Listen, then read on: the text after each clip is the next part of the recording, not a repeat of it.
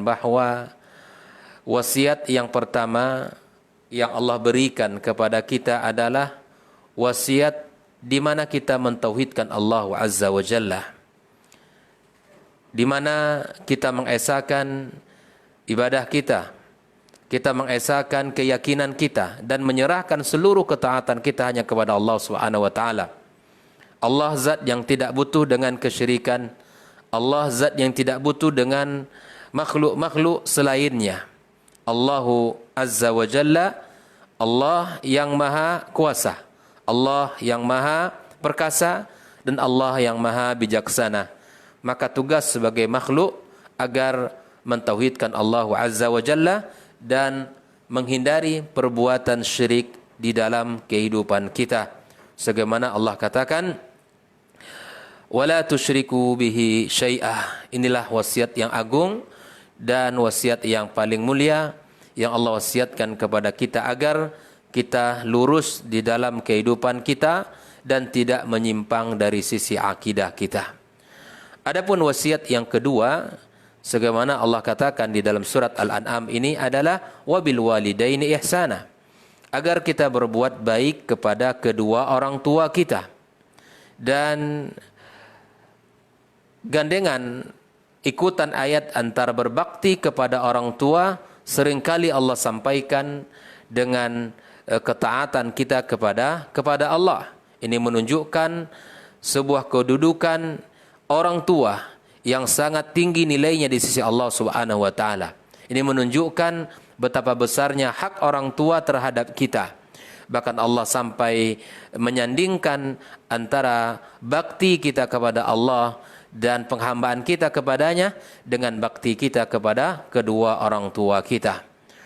Maka pembahasan wabil walidaini ihsana sudah kita sampaikan bahwa ihsan di mana Allah menyebutkan dengan kata nakirah, dengan masdar, ya, maka seluruh bentuk kebaikan apa saja, sekecil apapun kebaikan yang bisa kita lakukan, berikan kepada orang tua kita. Kita sudah bahas di antara hal yang menggembirakan orang tua kita, kita menanyakan kabar berita dan kita memberikan kelebihan rezeki yang Allah titipkan dengan memberikan kepada mereka. Bahagiakan orang tua karena mereka telah mendidik kita, menjaga kita dan membesarkan kita. Membahagiakan orang tua bagian dari ibadah kita kepada Allah Azza wa Jalla. Membuat mereka senang, ya, adalah perintah syariat. Sebagaimana salah seorang sahabat Rasulullah sallallahu alaihi wasallam yang datang kepada Nabi untuk meminta izin agar diberikan izin untuk ikut berjihad bersama Rasul sallallahu alaihi wasallam. Namun kemudian Nabi bertanya kepadanya, "Ahayyun walidak?" Apakah kedua orang tuamu masih hidup? Maka kemudian laki-laki ini menjawab, "Iya ya Rasulullah." Maka kembalilah kamu, maka berjihadlah kepada kedua orang tuamu dan buatlah mereka senang, ya, sebagaimana engkau telah membuat mereka bersedih. Jadi balasan yang mesti kita berikan adalah balasan baik, budi pekerti yang baik, akhlak yang mulia, serta kerendahan hati kepada orang tua kita. Dan tentunya mereka adalah sebagai salah satu kunci untuk mendapatkan surga Allah Azza wa Jalla. Kemudian nasihat yang ketiga, di mana Allah menyambungkan wasiat yang agung dengan tidak kita melakukan sebuah perbuatan, wala taqtulu auladakum min imlaq, jangan membunuh anak dikarenakan takut fakir. Kekhawatiran seperti ini adalah kekhawatiran yang salah. Karenanya Allah mengatakan kepada kita, nahnu narzuqukum wa iyyahum.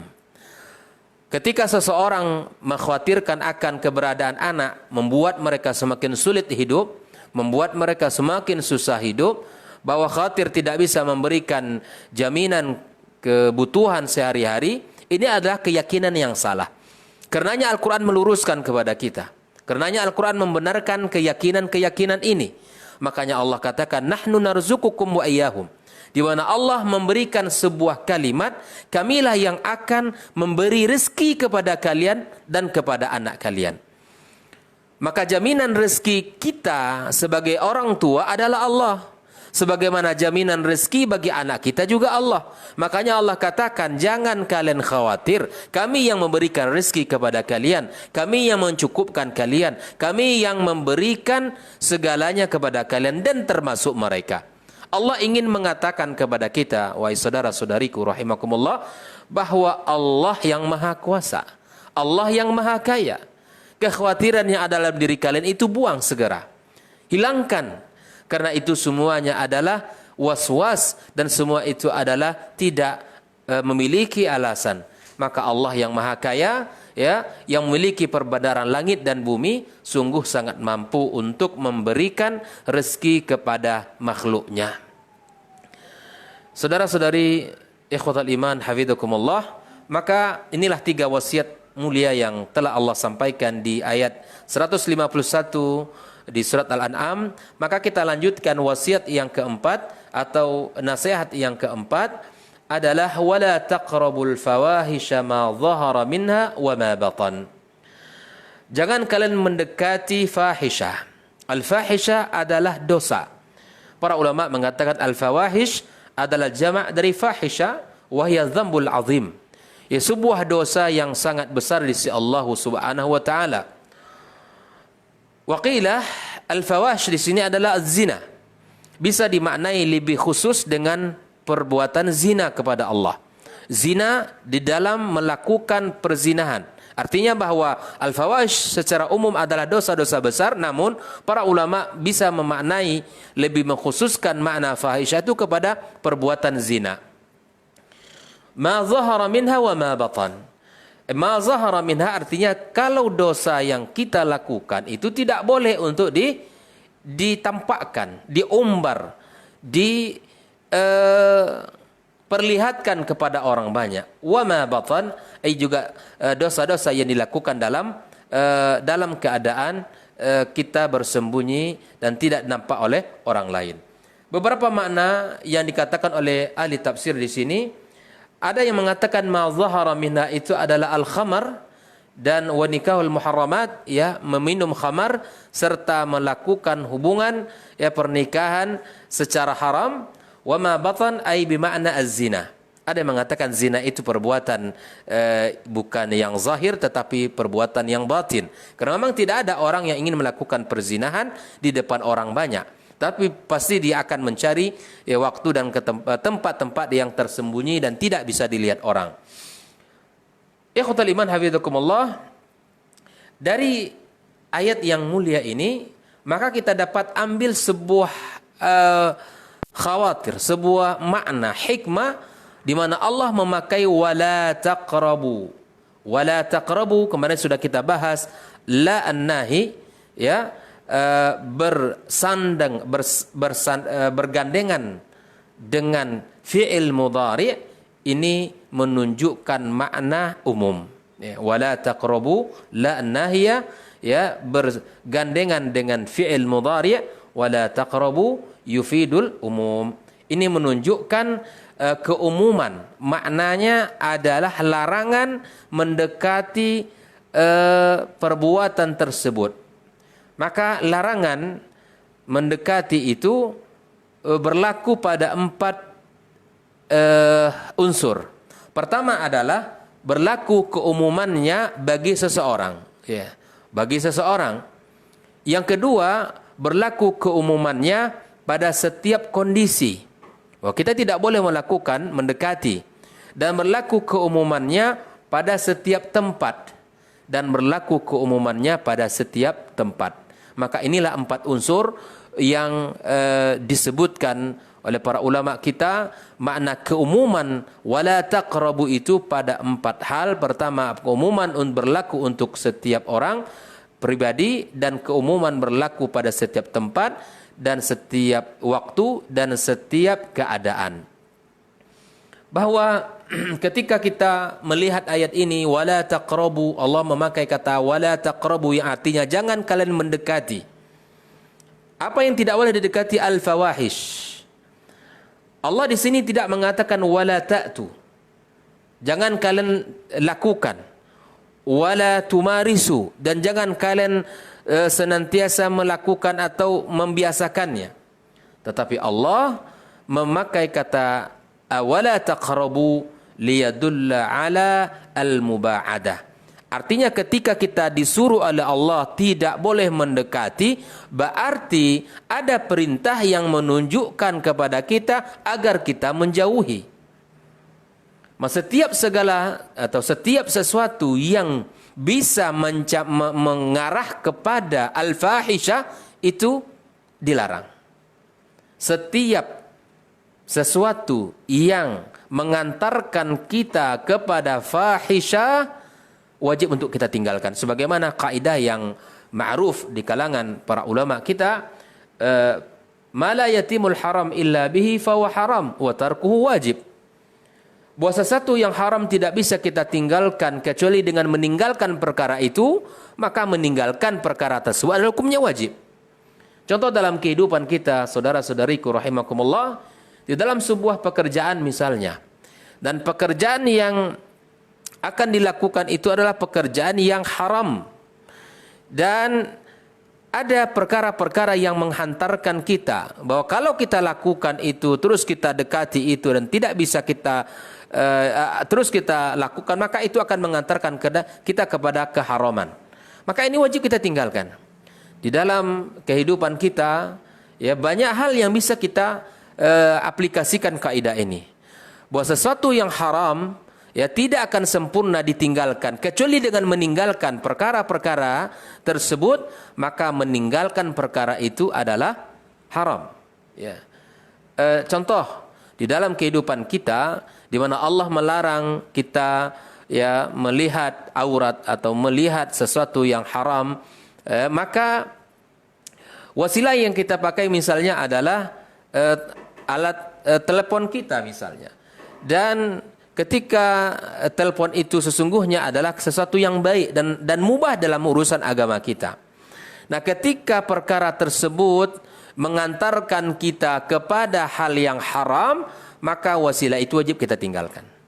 Nah, disinilah makna Allah Subhanahu wa taala mengatakan wala taqrabul fawahisha ma dhahara minha wa ma batan.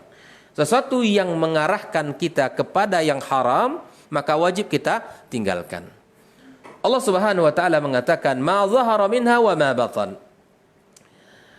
Bahwa ada dosa yang bisa dilihat oleh orang, ada dosa yang bisa dilakukan di hadapan orang.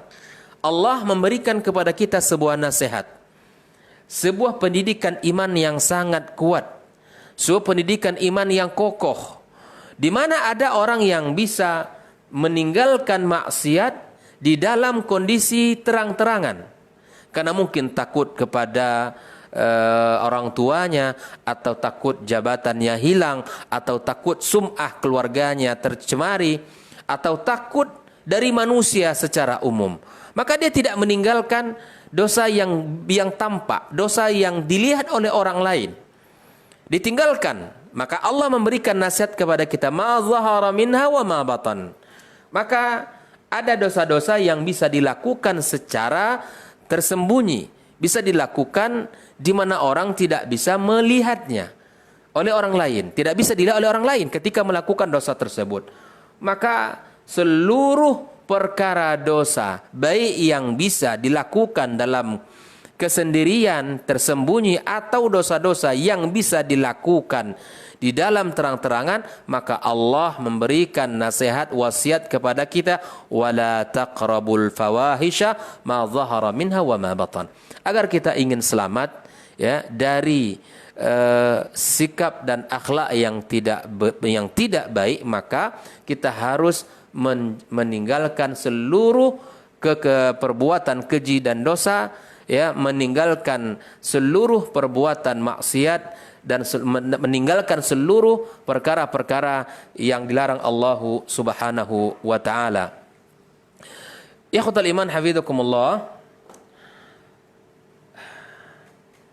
Wasiat yang berikutnya adalah wasiat yang kelima. Allah Subhanahu wa taala mengatakan wala taqtulun nafsal lati harramallahu illa bil haqq.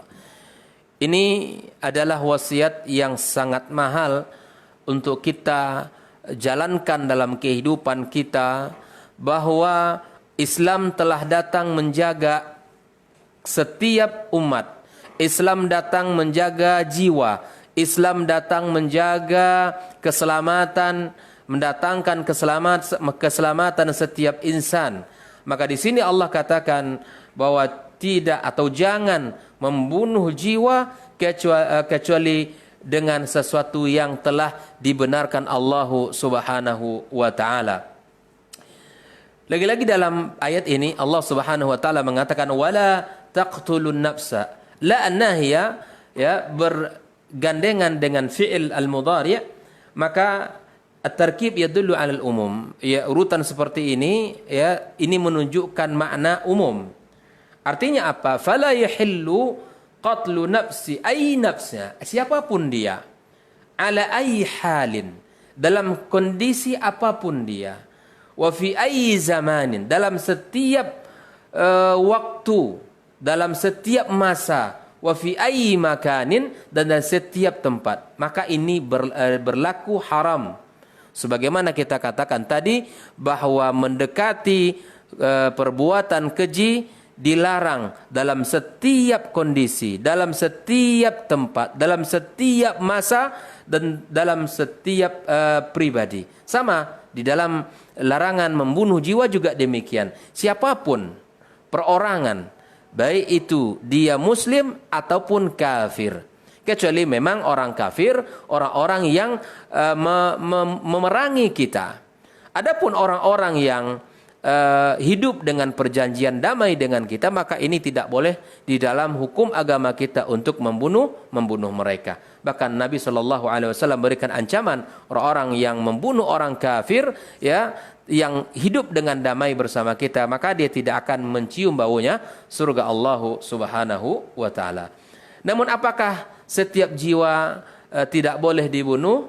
Ada pengecualian dari Allah Subhanahu wa taala. Makanya Allah katakan illa bil haq, kecuali dengan hukum yang benar, dengan ketetapan Allah Subhanahu wa taala. Nah, membunuh jiwa masuk pada perkara fawahish. Ya, membunuh jiwa masuk kepada perkara al-fawahish yang dilarang Allah Subhanahu wa taala, dan masuk kepada keumuman makna al-fahisha. Ini karena dia termasuk kepada dosa yang sangat besar, ya, dosa yang sangat dibenci.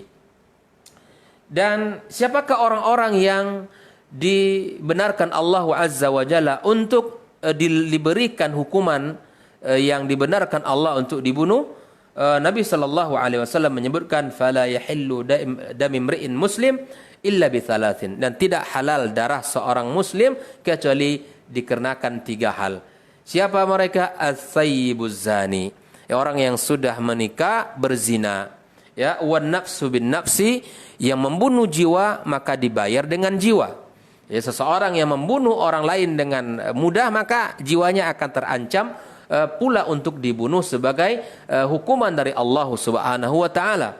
Wattariku lidinih, ya, orang-orang yang meninggalkan agamanya, ya, murtad, wal al-mufariq lil jamaah, yang meninggalkan jamaah, ya, kaum muslimin. Maka inilah orang-orang yang dibolehkan Allah Azza wa Jalla untuk dibunuh. Namun ada hal yang mesti kita tengok di sini di dalam urutan ayat ini, saudara-saudari yang dirahmati Allah. Mari kita lihat keindahan bahasa Al-Qur'anul Karim.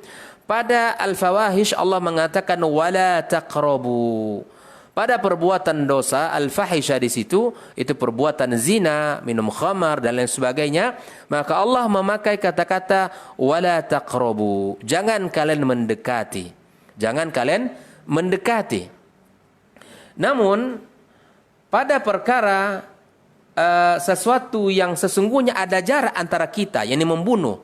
Kalau tadi adalah dosa-dosa yang dorongannya adalah syahwat, dosa yang dorongannya adalah hawa nafsu, seperti mendekati, melakukan hubungan di luar sesuatu, di perhubungan yang haram, maka itu dorongan hawa nafsu, dorongan dari syahwat. Maka Allah memerintahkan kepada kita dengan kata jangan mendekati. Ini sebuah nasihat wasiat yang sungguh luar biasa. Allah yang menciptakan kita, Dia yang Maha tahu dengan kelemahan kita. Maka ketika maksiat, ketika dosa yang sumbernya adalah internal dalam jiwa kita, dorongan nafsu, maka Allah memakai kata-kata wala taqrabu, tidak boleh mendekat. Adapun dosa yang sesungguhnya sudah ada jarak membunuh antara kita dengan yang akan dibunuh, maka Allah memakai kata langsung wala taqtulu, jangan kalian bunuh. Dan sesungguhnya jiwa kita tidak mau untuk melakukan perkara itu. Tetapi karena dorongan, alasan, sebab, maka kita bisa melakukan pembunuhan. Tetapi Allah untuk dosa pembunuhan menggunakan kata wala taqtulu. Ya, jangan kalian melakukan pembunuhan. Namun ketika maksiat itu sumbernya dorongan dalam jiwa dan sesungguhnya guncangan hawa nafsu, maka Allah memakai wala taqrabu. Ya, karena kita lemah, ya, karena kita termasuk orang yang lemah, maka kemudian Allah memakai kata-kata wala taqrabu. Dan adapun larangan untuk membunuh, maka Allah mengatakan wala taqtul, langsung perbuatan itu yang dilarang Allah Subhanahu wa taala. Langsung perbuatan tersebut ya dilarang oleh Allah Subhanahu wa taala. Maka kemudian Allah Subhanahu wa taala mengatakan dzalikum wassakum bihi la'allakum ta'qilun. Itulah wasiat Allah ya yang Allah wasiatkan untuk kalian, la'allakum ta'qilun, agar kalian termasuk orang-orang yang berakal. Bahwa ketika wasiat ini Allah sampaikan kepada kita, ma'asyal hadirin wal hadirat, maka ada hal yang Allah inginkan kepada kita. Inilah syariat ketika dia dilaksanakan, ketika ajarannya dijaga, ketika perintah Allah itu menjadi simbol kehidupan kita. Ketika Allah perintahkan ini kita lakukan, ketika Allah larang ini kita tinggalkan, maka ternyata ada maksud, ada maqasid yang Allah inginkan kepada kita. Apa dia? Dalam ayat ini disebutkan kalau kita melaksanakan 5 wasiat yang Allah sebutkan pada ayat tersebut, la'allakum ta'qilun. Allah memakai kata-kata la'alla di dalam Al-Qur'anul Karim. Jika terdapat kata la'alla, maka ini litahaqquq atau litahqiq. Ini sebuah kepastian, ya, bukan zan. Tetapi ketika Allah mengatakan la'allakum ta'qilun, maka ini adalah sebuah kepastian bahwa orang yang menjaga wasiat-wasiat tadi termasuk orang-orang yang berakal, yang menggunakan akalnya. Sebagaimana di dalam ayat puasa juga Allah katakan, ya ayyuhalladzina amanu kutiba alaikumusiyam kama kutiba alal ladzina min qablikum la'allakum tattaqun. Wahai orang-orang yang beriman, diwajibkan puasa bagi kalian sebagaimana diwajibkan bagi orang-orang yang sebelum kalian, ya, agar kalian bertakwa. Maka kata la'alla ya disebutkan oleh Allah litahqiq atau litahaqquq, ya, sesuatu kepastian, untuk sesuatu yang pasti. Kalau orang berpuasa kemudian dengan iman kepada Allah dan mengharap ampunan Allah, maka insya Allah dia akan termasuk menjadi orang-orang yang bertakwa kepada Allah Azza wa Jalla. Maka dalam konteks pembahasan kita pada pagi ini, orang-orang yang tidak mensyirikkan Allah, orang-orang yang berbuat baik kepada kedua orang tuanya, orang-orang yang tidak membunuh anaknya karena takut fakir, orang-orang yang tidak mendekati dosa, dan orang-orang yang tidak membunuh jiwa. Kalau 5 hal ini kita lakukan, maka kata para ulama, yakunu sababan lil aqli, yaitu menjadi sebab kesempurnaan akal kita. Faman khalafa dzalika fahuwa safihun. Nah, kebalikannya tentu, ya, kebalikan orang berakal adalah safih. Orang-orang yang tidak melaksanakan wasiat Allah tadi, maka tentu tergolong kepada orang-orang yang tidak berakal kepada Allah Azza wa Jalla. Ya, tergolong orang-orang yang tidak memiliki kesempurnaan akal. Di dalam kaidah disebutkan yazidu bi ziyadatihi wa yanqusu bi nuqsanihi, bahwa bertambahnya akal seseorang ketika orang tersebut semakin kuat, semakin banyak melakukan perintah Allah Azza wa Jalla. dan semakin banyak melakukan wasiat Allah, dan berkurangnya akal seseorang dengan berkurangnya komitmen, dengan berkurangnya semangat di dalam melaksanakan perintah Allah Subhanahu wa taala. Artinya ketika orang yang menjaga syariat, maka dia termasuk orang-orang yang berakal kepada Allah Azza wa Jalla. Semakin sempurna akal seseorang bila dia melakukan ajaran Allah dengan sebaik-baiknya. Apalagi ya orang yang memiliki kesungguhan di dalam berpegang teguh kepada Al-Quran dan Sunnah. Orang-orang yang senantiasa beragama di atas dalil. Orang-orang yang senantiasa mencontoh kehidupan Nabi dan para sahabatnya. Fahada atammu wa akmal fi aqli. Inilah orang yang lebih sempurna dan lebih kokoh, ya, lebih utuh dari sisi akalnya. Maka mari kita bersama-sama agar kita termasuk kepada orang-orang yang disebutkan Allah la'allakum ta'qilun. Mari kita menjaga dan melaksanakan perintah dan wasiat Allah yang telah Allah sebutkan pada ayat surat Al-An'am 151 tadi. Ikhwatul iman hafizakumullah. Ayat yang berikutnya, ayat yang ke-152, Allah Subhanahu wa taala mengatakan wala taqrabu malal yatimi illa billati hiya ahsan hatta yablugha ashuddah. Ini adalah wasiat yang keenam di dalam untayan nasihat agung dari Allah Azza wa Jalla, di mana Allah Azza wa Jalla berpesan, jangan kalian mendekati harta anak yatim. Mendekati harta anak yatim kecuali dengan cara yang baik, dengan tujuan yang baik, ya. Sampai anak itu ya berakal, sampai dia dewasa. Di dalam ayat ini di mana Allah kembali memakai la nahya disandingkan dengan fi'il mudhari', yaitu untuk menunjukkan al-umum, yufidul umum, ya, bermakna umum. Artinya berlaku untuk setiap anak yatim, siapapun dia anak yatim itu. Ini kaidah yang mesti kita pahami. Umum itu mencakupi 4 hal. Ya, siapapun dia, anak yatim manapun dia, tidak boleh kita ambil hartanya dengan cara yang haram. Dan berlaku pada setiap keadaan, ya, kondisi apapun.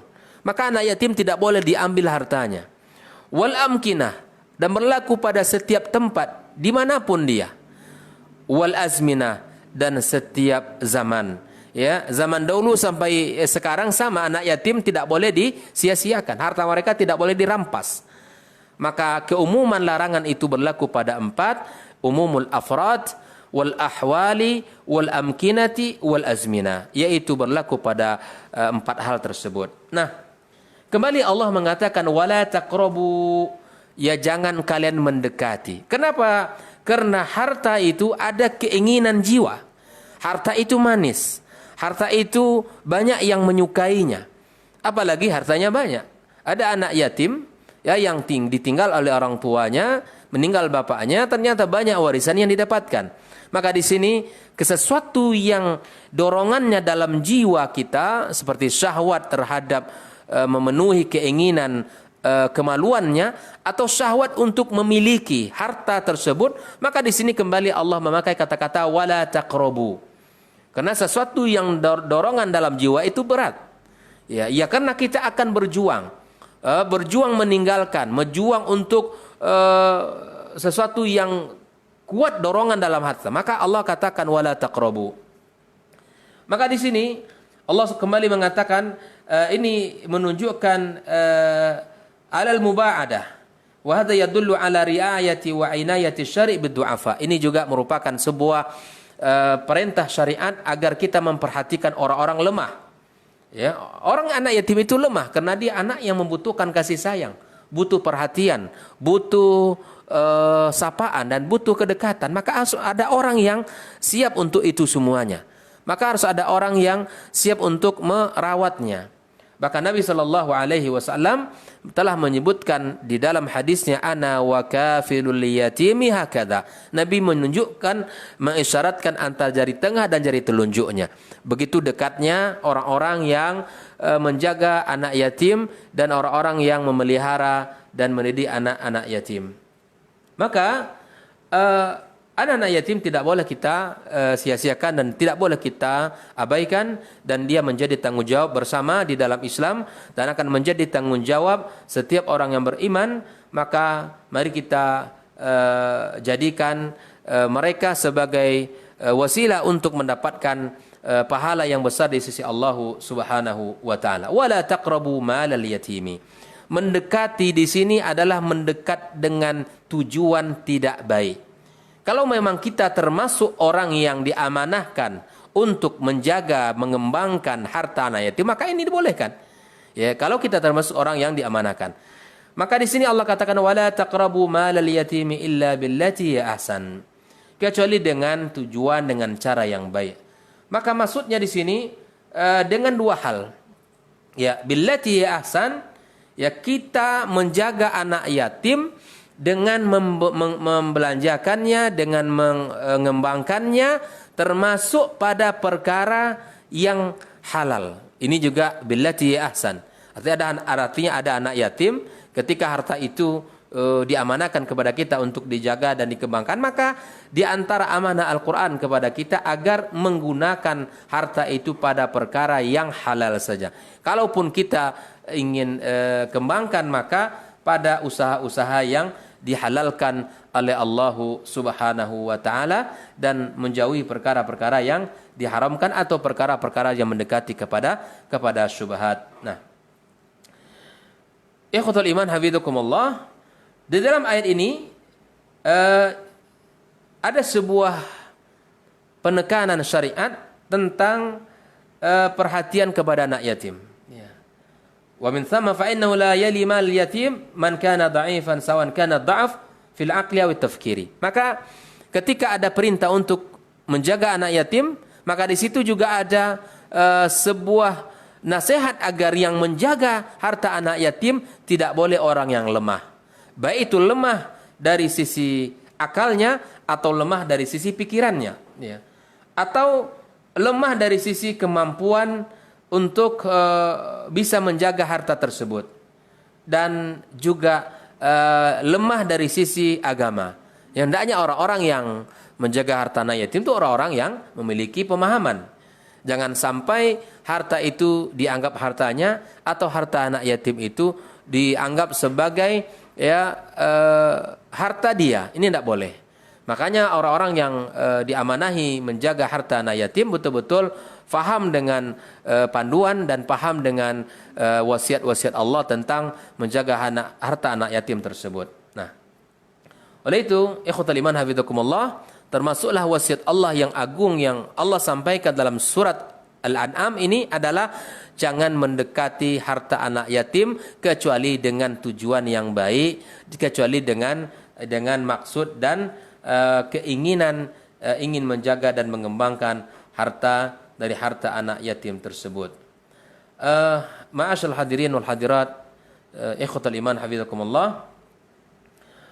Kemudian di dalam hukum kapankah kita bisa menyerahkan harta itu kepada anak yatim? Maka Allah sudah sebutkan di dalam surah An-Nisa ayat 6, ya, fa in anastum minhum rusyda fadfa'u ilaihim amwalahum.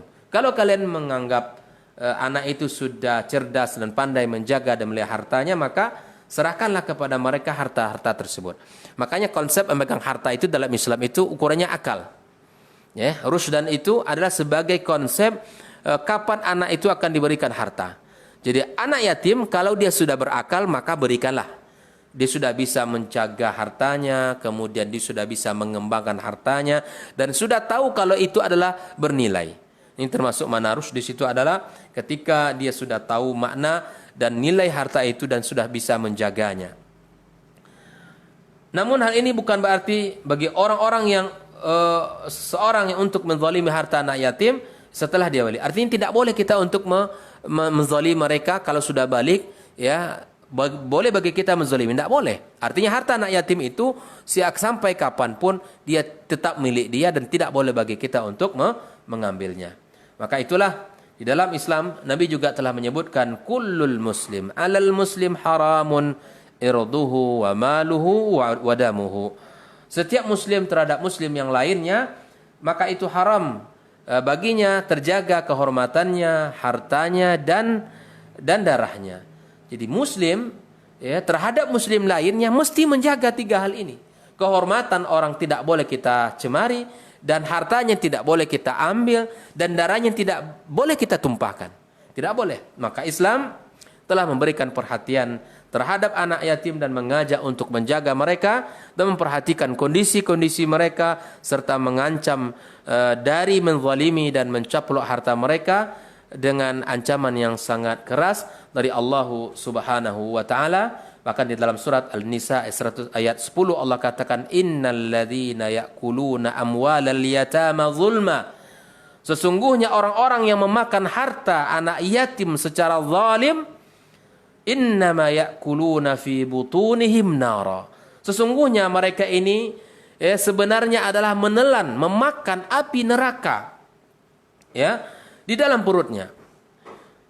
Wa sayaslawna sa'ira, dan mereka masuk ke dalam api yang menyala-nyala.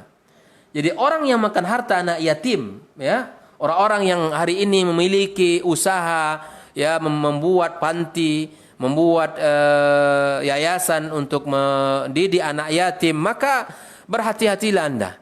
Jangan sampai harta mereka itu menjadi milik Anda, dan jangan sampai harta mereka itu dirampok. Jangan, tidak boleh kita mengambil harta mereka. Kenapa demikian? Karena sesungguhnya orang yang memakan harta anak yatim adalah memakan api dan menelan api di dalam perutnya, dan akan diazab oleh Allah Subhanahu wa taala di dalam api yang menyala-nyala di hari kiamat kelak. Walaupun hari ini ya orang tidak tahu ya berapa harta anak yatim Anda makan, orang tidak tahu berapa harta anak yatim yang Anda selamatkan untuk diri Anda, tapi Allah tidak akan pernah tidur, Allah tidak akan pernah luput, Allah tidak akan pernah lalai terhadap perbuatan Anda. Maka berhati-hatilah dengan ancaman keras tersebut sehingga kita bisa memahami tujuan daripada kita sebagai orang-orang yang diamanahkan untuk memelihara anak yatim. Dan balasan bagi orang yang tidak memiliki sifat belas kasihan terhadap orang anak yatim sangat membutuhkan belayan ya.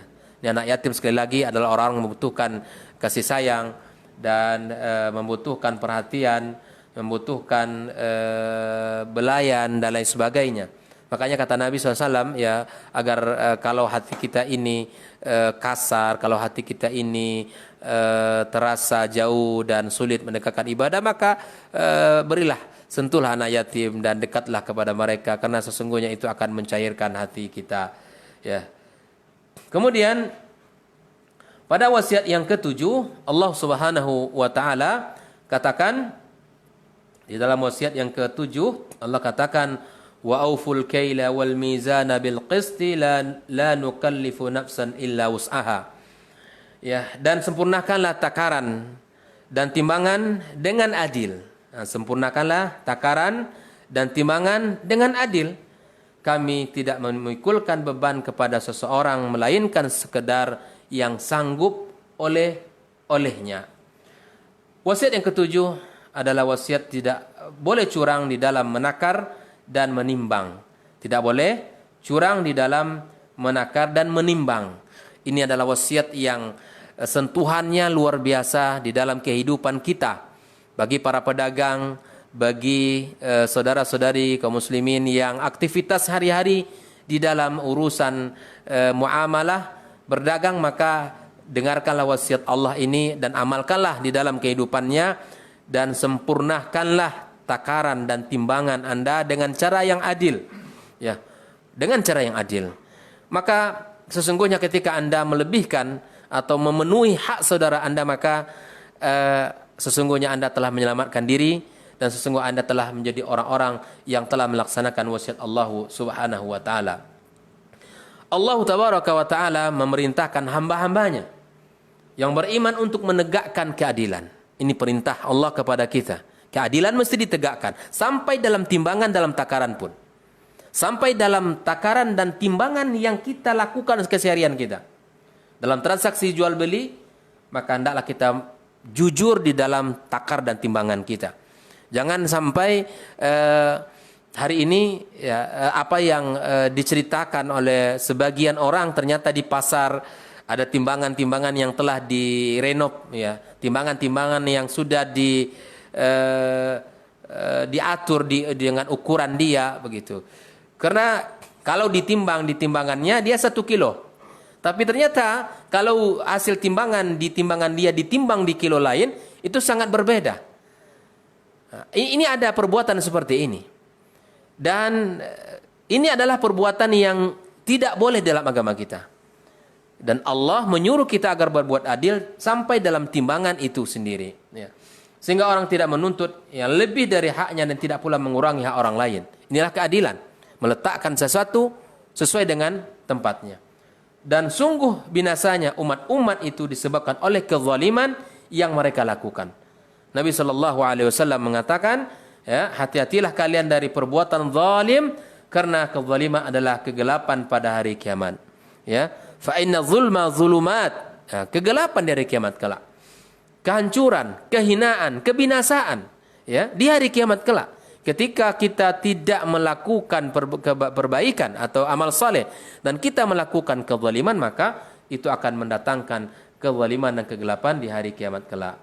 Allah juga telah mengabarkan bahwa orang-orang yang curang dalam menakar dan menimbang, bagi mereka azab yang pedih, bagi mereka azab yang sangat luar biasa. Sebagaimana Allah katakan, wailul lil mutaffifin alladzina idza iktalu 'alan nasi yastawfun wa idza kaluhum aw wazanuhum yukhsirun. Ya, kecelakaan bagi siapa? Kecelakaan besarlah bagi orang-orang yang curang, al-mutaffifin. Siapa mereka ini? Orang-orang yang apabila menerima takaran dari orang lain, maka dia meminta dipenuhi. Ketika haknya mesti dipenuhi. Ketika milik dia mesti diberikan lebih, mesti dipenuhi. Dan apabila mereka menakar dan menimbang untuk orang lain, mereka mengurangi. Nah, inilah wail, ada kecelakaan, ya, sebuah keburukan yang besar bagi seseorang, ya, yang tidak adil di dalam timbangan dan takaran. Makanya kaum Nabi Syuaib dibinasakan Allah Subhanahu wa taala dikarenakan mereka berbuat zalim dan curang dalam menakar dan timbangan. Allah Ta'ala telah berfirman dalam menyebutkan ucapan Nabi Syuaib alaihissalam terhadap kaumnya, Auful kaila wa la takunu minal mukhsirin wazinu bil qistasil mustaqim wa la tabkhasun nasa asya'ahum wa la ta'thaw fil ardi mufsidin. Sempurnakanlah takaran kalian wahai kaumku, kata Nabi Syuaib. Janganlah kamu termasuk orang-orang yang merugikan orang lain. Jangan sampai kita, ini hak yang kita makan ini, akan ada pertanggungjawaban di sisi Allah Azza wa Jalla. Ya, ketika Anda mengurangi hak saudara Anda, ya, Anda kira dengan mengambil 1 on atau 2 on itu Anda akan kaya? Tidak. Bahkan Allah akan hilangkan dengan caranya harta Anda yang lain. Allah akan cabut keberkahan harta yang Anda dapatkan dengan cara yang zalim. Wazinu bil qistasil mustaqim. Dan janganlah kamu merugikan orang lain, ya, manusia pada hak-haknya, dan jangan kamu merajalela di muka bumi ini dengan melakukan kerusakan-kerusakan, ya. Jangan kamu melakukan perbuatan yang curang, ya, dan timbanglah dengan adil. Qist itu adalah keadilan, ya. Wala tabkhasun nasa asya'ahum, dan janganlah kalian merugikan orang lain, hak orang lain, dan jangan kalian melakukan merajalela di bumi ini, jangan kalian melakukan kerusakan-kerusakan di muka bumi ini.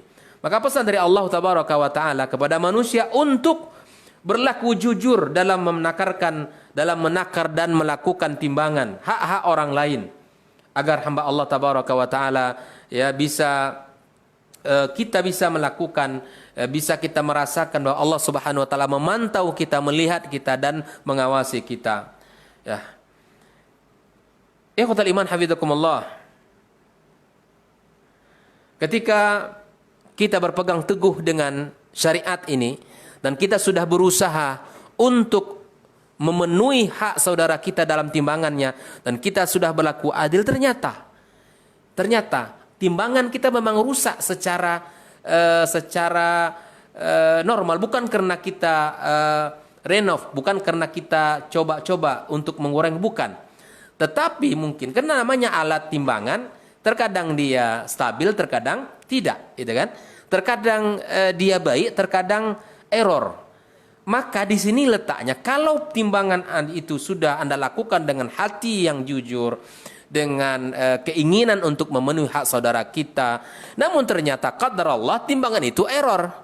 Ya, makanya di sini Allah katakan la nukallifu nafsan illa usaha. Kami tidak bebankan Anda kecuali memang apa yang telah Allah yang kalian sanggupi. Artinya ini sebuah isyarat dari Allah kepada kita bahwa apa yang sudah kita lakukan secara maksimal, ternyata di situ juga terjadi kekurangan, maka Allah tidak menuntut lebih daripada itu. Allah tidak menuntut kekurangan itu di hari kiamat kelak. Kenapa? Karena kita sudah berusaha setiap kali ingin menimbang timbangan itu, atau setiap pagi timbangan itu dicek. Setiap hari timbangan itu dilihat akuratnya, akurasinya, ini timbangannya benar ini, cocok ini. Nah, ini sudah bagus. Ketika kita menimbang, kita timbang sesuai dengan keinginan si pembeli. Namun kalau timbangan itu tidak sesuai dengan yang kita timbang, jika ditimbang dengan alat yang lain, ternyata kita ketahui bahwa jumlahnya tidak sampai, maka kita tidak akan dituntut Allah Subhanahu wa taala di hari kiamat kelak, karena memang di luar kemampuan kita. Maka inilah kemudahan di mana Allah Azza wa Jalla memberikan kemudahan terhadap hamba-hambanya karena menjaga kejujuran dan keadilan yang mutlak, yang tidak pernah keliru dalam menakar dan menimbang. Nah, ini terkadang memang sulit terwujud, ya, terkadang sulit terwujud. Oleh karena itu seorang penjual dan pedagang hendaknya mencurahkan segala usahanya untuk terwujudnya ketetapan kebenaran dalam timbangan tersebut. Bila kemudian setelah dia usaha untuk jujur namun terjadi kekeliruan, maka dia tidak berdosa di sisi Allah Subhanahu wa taala. Inilah ibadah siam, hadirin hadirat, yang saudara-saudari ya, yang hidupnya hari-harinya adalah jual beli, tukar menukar, ya, timbangan yang harus ditimbang. Maka ingatlah, ibadah siam ini adalah ibadah yang mengokohkan diri kita agar selalu terjaga dari perbuatan yang zalim. Karena sesungguhnya ibadah siam mengantarkan seseorang berlaku jujur dalam dirinya. Ibadah siam akan mengantarkan seseorang agar berlaku jujur di dalam sikap kesehariannya. Karena Allah katakan as-siyamu li wa ana ajzi bihi. Wa puasa itu milikku, kata Allah, aku yang akan memberikan pahala. Maka sesungguhnya ibadah siam itu adalah milik Allah, dan Allah yang akan membalas, Allah yang akan memberikan ganjaran, karena masing-masing dari kita bisa saja dia memperlihatkan dirinya berpuasa, namun ternyata dia hanya bohong belaka. Bisa saja orang bersikap lemas, bisa saja orang bersikap loyo, tapi ternyata baru makan satu piring. Tapi kan bisa dibuat-buat. Tapi apakah bagi Allah itu adalah luput darinya? Tidak. Apakah bagi Allah itu tidak terlihat baginya? Tidak. Makanya Allah katakan as-siyamuli. Ibadah puasa itu totalitas milik Allah. Allah yang akan berikan ganjaran kepadanya. Mudah-mudahan ya, dari 7 wasiat yang sudah kita sampaikan ini menjadi bahan untuk kita, menjadi renungan untuk kita, menjadi ingatan untuk kita, menjadi pelajaran untuk kita bersama, agar kita bisa menjaga diri dan tidak melakukan perkara-perkara yang menyimpang, tidak melakukan perkara-perkara yang dibenci Allah Subhanahu wa taala. Barakallahu fikum. Mudah-mudahan menjadi pertemuan yang diberkahi Allah Subhanahu wa taala.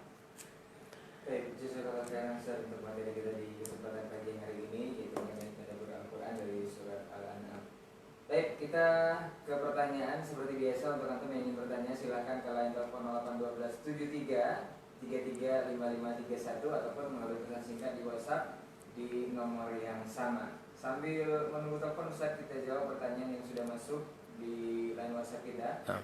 Assalamualaikum warahmatullahi wabarakatuh, Ustaz. Waalaikumsalam warahmatullahi wabarakatuh. Abu Hanafi di seputaran Panam mau bertanya, Ustaz, ada anak yatim umur 1 tahun diangkat oleh sebuah keluarga yang sudah 5 tahun tidak ada anak kandung. Anak itu hidup di rumah keluarga yang mengangkatnya. Sekarang anak tersebut sudah berumur 17 tahun, laki-laki. anak itu tidak tahu bahwa dirinya adalah anak angkat. Yang ingin ditanyakan Ustaz, satu, pada umur berapa anak yatim itu harus dikasih tahu tentang adopsinya? Kemudian bagaimana cara mengasih tahu sama anak yatim tersebut agar tidak sedih atau berkecil hati? Syukran Ustaz. Barakallahu fiik akhil karim. Pertanyaan yang bagus sekali. Di sini ada dua hal. Yang pertama tentang anak angkat ya. Yang saya katakan pertama anak angkat. Adapun anak angkat di dalam Islam itu tidak ada. Anak angkat yang menisbatkan kepada anak dia, ini yang tidak dibenarkan.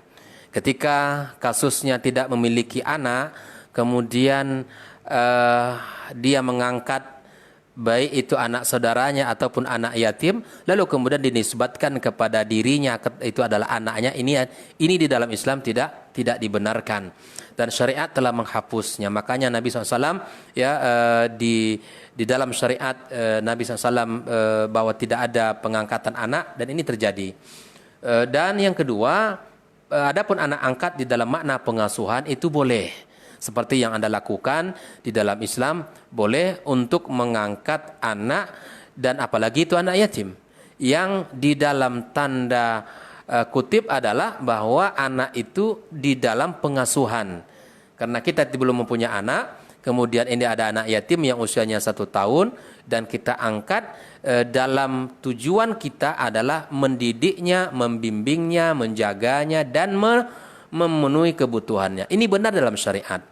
Namun ketika anak itu sudah menjadi dewasa, maka kalau dia adalah anak laki-laki, maka nanti akan sangat sulit, dia akan sulit bagi istri kita di rumah. Karena itu bukan mahramnya, karena itu bukan ada hubungan mahram, sehingga anak yatim yang laki-laki kalau dia sudah dewasa maka akan sangat sulit bagi keluarga kita, ya sulit bagi istri kita, ya aurat dia tidak boleh terbuka karena sesungguhnya dia orang asing sesungguhnya, walaupun perasaan kita sudah menjadi anak kandung begitu. Dan begitu juga bagi anak perempuan yang kita angkat, maka dia kalau sudah balik maka akan sangat sulit bagi seorang suami di rumah.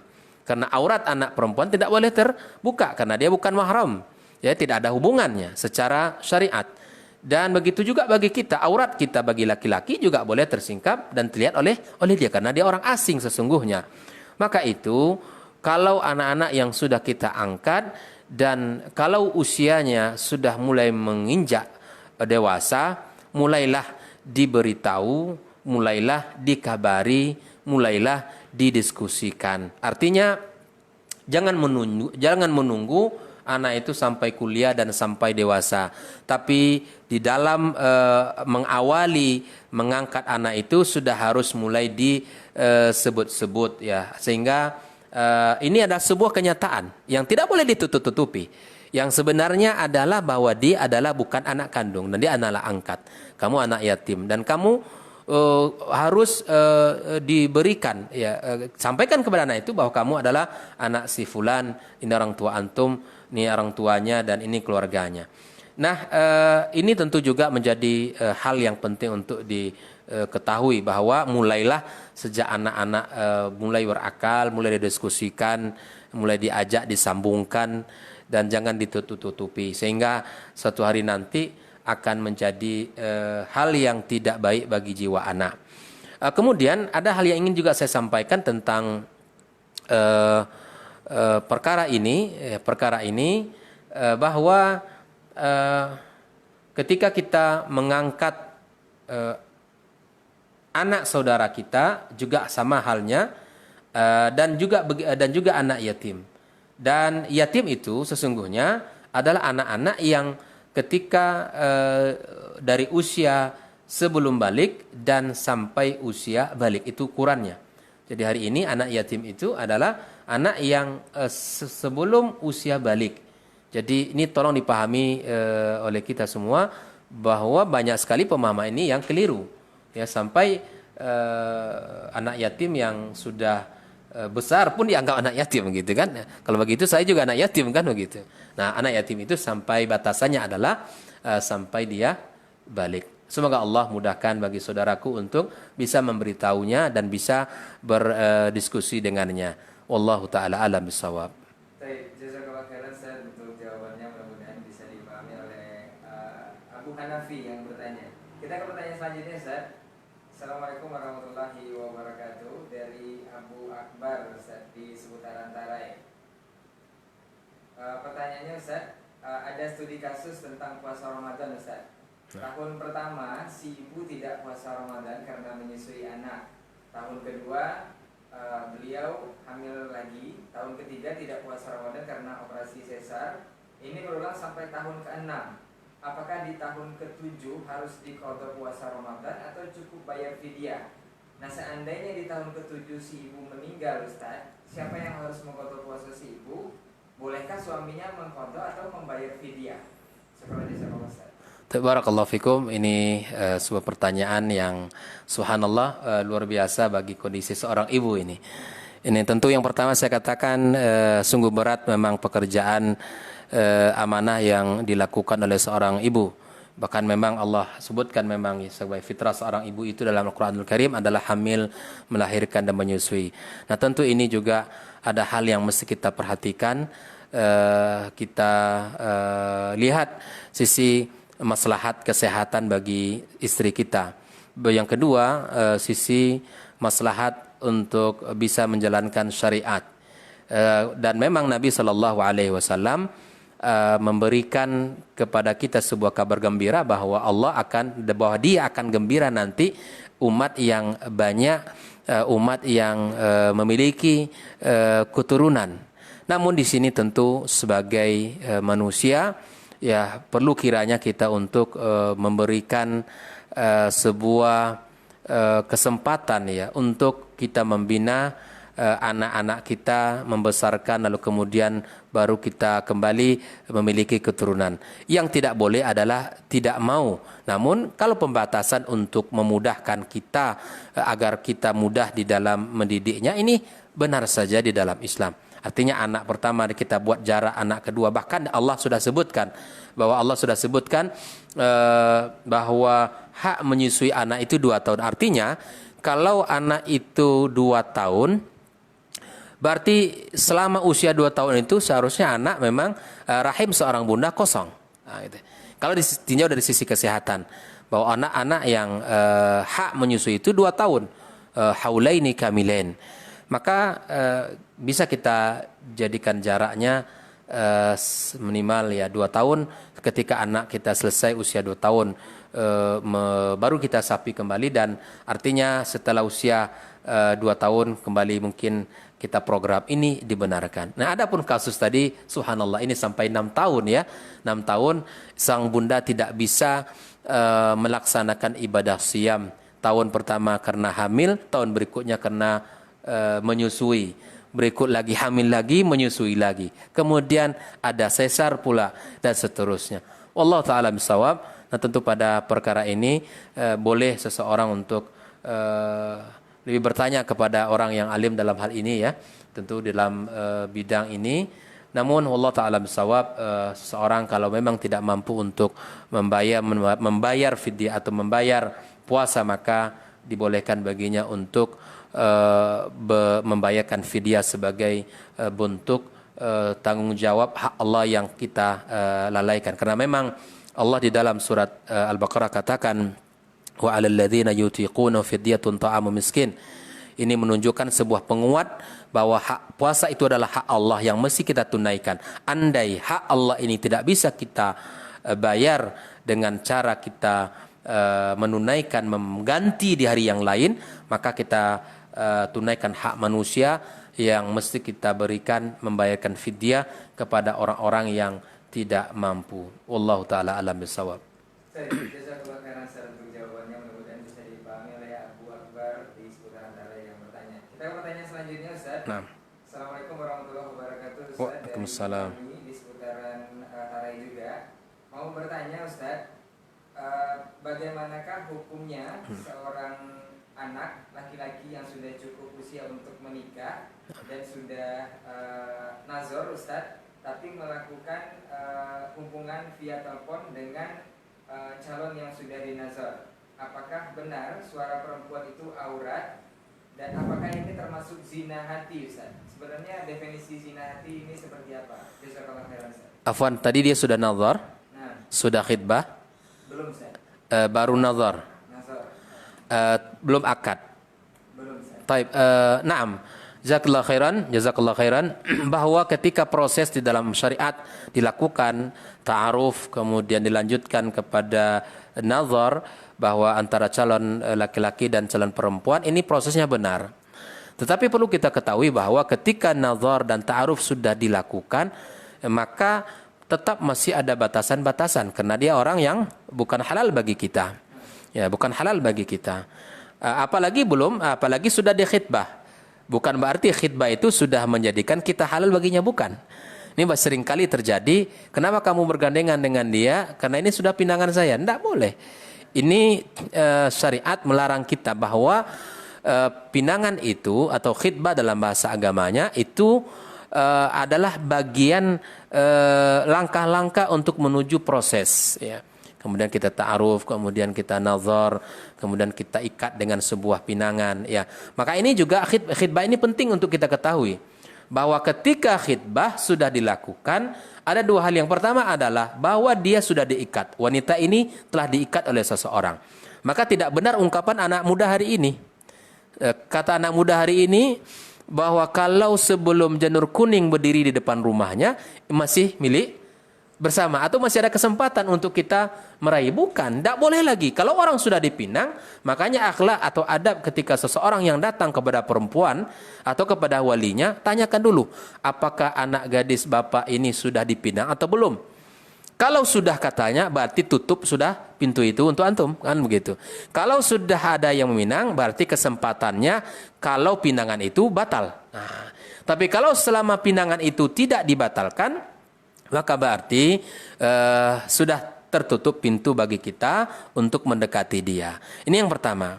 Jadi tidak benar ungkapan anak muda sebelum janur kuning berdiri di depan rumahnya masih kesempatan milik bersama. Ini tidak benar. Dalam syariat mengikat. Ketika orang yang sudah dipinang itu maka sudah ada batasan. Yang kedua, pinangan tidak menjadikan dia adalah halal bagi kita.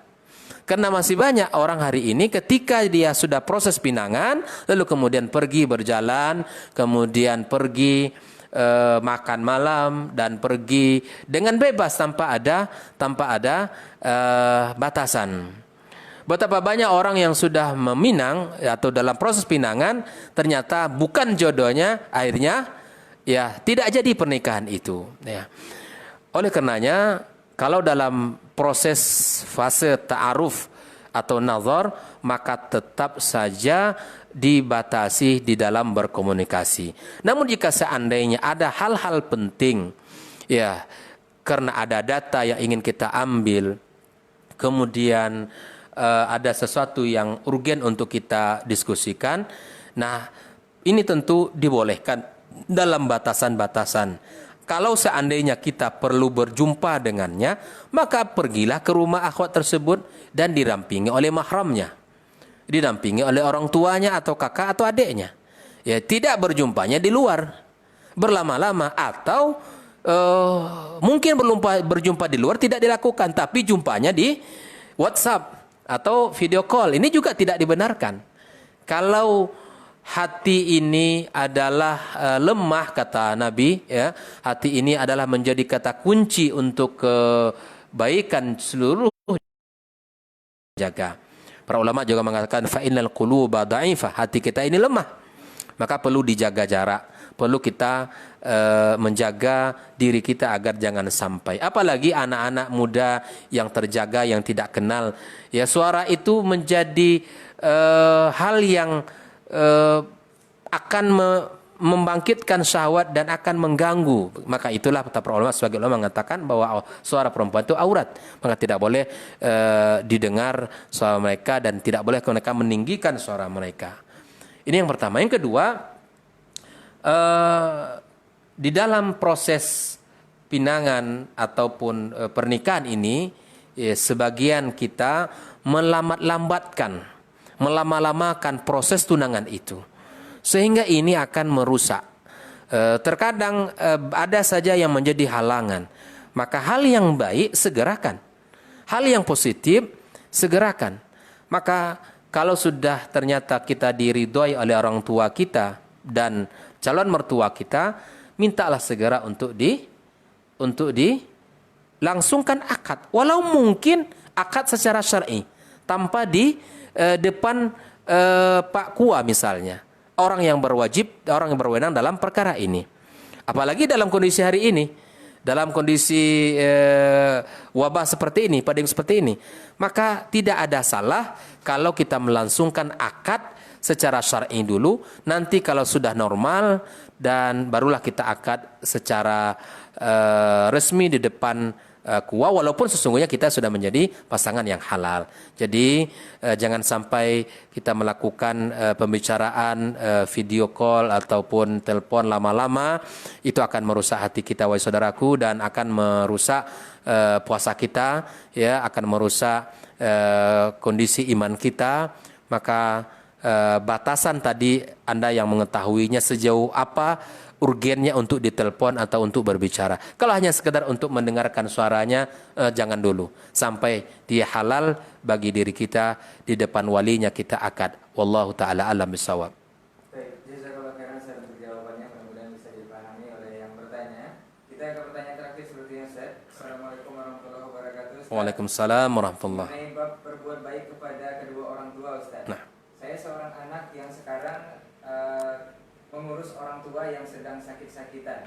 Ini batasan melihat aurat orang tua itu seperti apa, Ustaz? Nah. Kemudian pertanyaan kedua, bolehkah kita memakai kunyah, Ustaz? Apakah ini tidak termasuk ke Arab-Araban? Jazakallahu khair, Ustaz. Tapi pertama, bab berbakti kepada orang tua itu sekali lagi babnya sangat panjang dan lebar dan sangat besar keutamaannya di sisi Allah Subhanahu wa taala.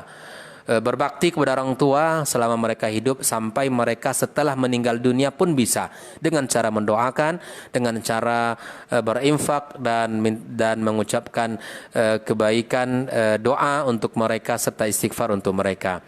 Adapun kalau dalam kondisi yang saudara tanyakan, bahwa ada orang tua yang sudah usianya tua, kemudian bahkan mungkin harus membersihkan kotoran dan mungkin mengganti pakaian dan lain sebagainya, maka insya-Allah taala dalam bab ini adalah bab yang dibolehkan dalam syariat kita. Namun tentu kita tetap berusaha menjaga pandangan kita. Kalaupun seandainya itu harus dilakukan, maka insya-Allah taala tidak mengapa, karena memang perkara sesuatu yang bisa kita lakukan untuk meringankan dia dengan cara itu, maka bisa kita lakukan. Kemudian pertanyaan kedua, anak berkunyah dengan mengatakan Abu, itu kan? Abu Abdullah atau Abu Muhammad atau Abu Hamzah dan lain sebagainya, tidak ada mengapa. Dan kunyah di dalam Islam bukanlah untuk orang Arab. Bukan untuk orang Arab saja, bukan ke Arab-Araban, tetapi harus menjadi pemahaman bagi kita, kunyah itu adalah perkara yang dibolehkan dalam Islam. Boleh berkunyah baik yang sudah punya anak maupun yang belum punya anak. Kita yang sudah punya anak, maka kita beri kunyah diri kita, anak pertama kita misalnya. Atau seorang bunda memberikan nama kunyah dirinya dengan anak perempuan atau anak laki-lakinya, boleh. Boleh, kedua-duanya boleh. Dan boleh juga bagi orang-orang yang belum punya anak. Seorang pemuda yang semangat, ya, berhijrah, kemudian ingin memperbaiki namanya, nanti kalau punya semangat punya anak, maka saya akan kasih nama seorang pahlawan, misalnya Abu Umar misalnya, atau Khalid dan sebagainya, maka kita kasih Abu Khalid. Dan ini dibolehkan. InsyaAllah tidak menjadi bagian yang ke Arab-Araban. Wallahu ta'ala bisawab. Baik, jazakallahu khairan Ustaz untuk jawabannya. Amin. Ada sisipan pertanyaan terakhir, Ustaz, Baik. dari akun Kampar Mengaji, Ustaz. Nah. Dari Ijen Raden Putra. Assalamualaikum warahmatullahi wabarakatuh, Ustaz. Afwan izin bertanya, apakah sholat witir itu adalah penutup sholat tarawih? Ini seperti apa, Ustaz? Sesungguhnya witir adalah sholat penutup dari ibadah kita di malam hari. Makanya para ulama menyebutkan witir merupakan salah satu ibadah yang sangat luar biasa. Bahkan Nabi tidak pernah meninggalkan witir, baik itu dalam keadaan safar maupun dalam keadaan mukim. Dan witir Kalau seandainya sudah kita tutup salat malam kita, kan tarawih itu merupakan salat malam kita, maka kita tutup dengan witir. Nah, jika seandainya Anda bangun lagi di tengah malam jam 2 atau jam 1 ingin salat malam, silakan. Tidak ada masalah, namun apakah ditutup dengan witir untuk kedua kalinya, ini yang tidak dibolehkan. Di witir itu hanya cukup 1 kali dalam semalam saja. Jadi witir adalah merupakan salat yang kita lakukan ya untuk menutup malam kita. Artinya malam itu kalau sudah kita witir, witir bisa dilakukan di awal malam atau di akhir. Kalau kita ingin di awal malam, ya berarti di akhirnya kalau kita salat lagi tidak ada masalah. Namun kalau seandainya kita witirnya di akhir malam, itu pun tidak ada masalah. Ingin kita witir, ya insya Allah kita terbangun jam 2 atau jam 3 dan kita salat, kita tambah dengan salat qiyam kita, tahajud kita, maka di situ kita witirnya. Allah Ta'ala alam bisawab. Barakallahu fikum. Baik, jazakallahu khairan untuk materi kita di kesempatan hari ini. Insya Allah kita akan bertemu lagi esok dengan jam dan frekuensi yang sama insya Allah. Jazakumullah khairan untuk antum yang sudah menyaksikan lewat live streaming, juga di 081273335531 yang sudah bertanya apa untuk semua saran kita bicara. Kita berakhir di program ini, kita akhiri dengan doa kafaratul majelis. Subhanakallahumma wa bihamdika asyhadu an la ilaha illa anta astaghfiruka wa atubu ilaik. Assalamualaikum warahmatullahi wabarakatuh. Waalaikumsalam warahmatullahi wabarakatuh.